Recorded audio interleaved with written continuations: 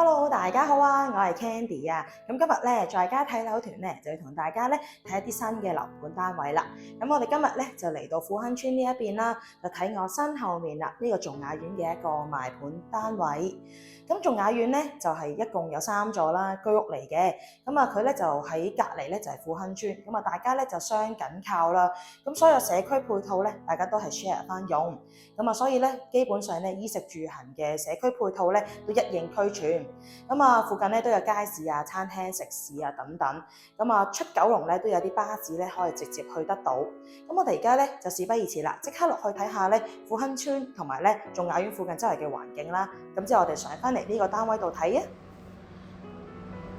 咁佢環境咧就自成一角啦，咁啊好清幽，咁啊啱晒啲中意靜嘅朋友啦。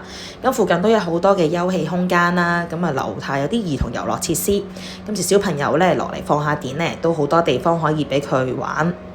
隔離咧就係富亨村啦。咁樓下大堂環境咧就係咁樣嘅，咁佢一共咧就有6部 lift 啦，咁每層樓咧換言之都有2部 lift 可以直接去得到。咁啊上翻個單位睇先，咁呢個單位咧實用咧就係443尺。一入到客廳啦，就係一個日字型嘅客廳啦。咁啊方方正正，咁啊冇乜走廊位㗎啦個客廳。咁擺電視咧，其實2埲牆咧都可以擺得到。咁啊睇下你自己想嗰個架構係點樣擺。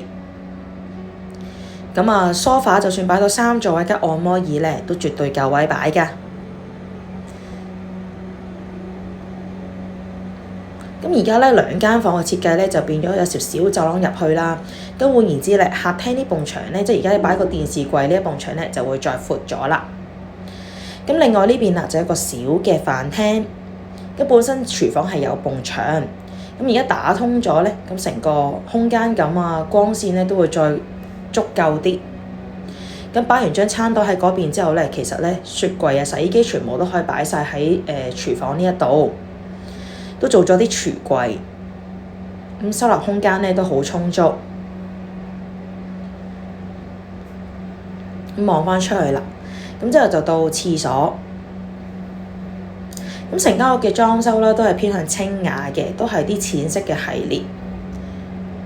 咁啊，都保養得好好。其實咧，如果要求唔高，都基本上可以即刻住得。咁啊，已經做咗企缸。咁所以咧都廁所個間隔就冇再改動過啦，都係保留原裝嘅位置，都做一啲櫃。咁之後再轉入去啦，就會睇翻咧就2間房嘅。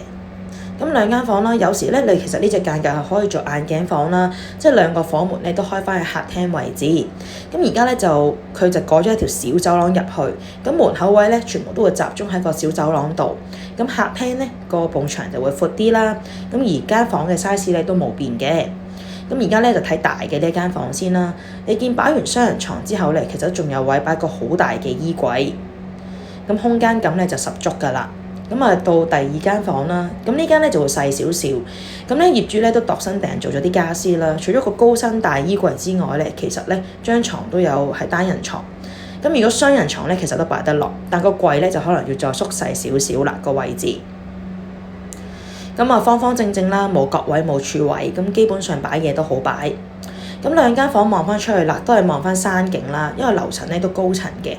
咁啊前面就冇遮擋㗎啦，咁啊已經高過晒前面嘅村屋群啦，望出去就已經好遠同埋好光猛。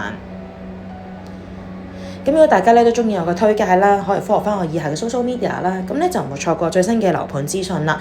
咁如果想約睇呢個單位或者知道啲詳情咧，就歡迎打電話俾我啦，多謝大家。